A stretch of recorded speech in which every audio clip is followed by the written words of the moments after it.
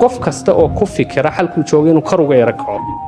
khasab waxa la kulmaya culayskaasina wax kale maaha it's nature waa wax iska caadi ah oo waxa markaad fuusho marka diyaaradda intiina diyaaradda marka diyaaraddu fuulaysa hawada turbulence badan bay leedahay waxay leedahay dhaqdhaqaaq iyo cabsi badan shaqar bay leedahay gariir bay leedahay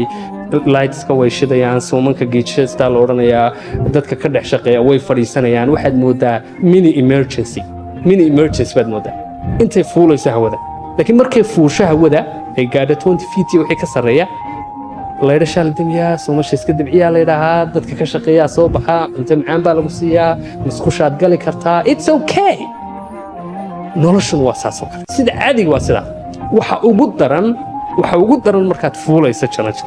markaad fuushay it's beautiful waxa jira macallinkayga quote aad u cajiib u leeyahay it's always lonely at the top but you eat better xagga sare mashquul ma baahaba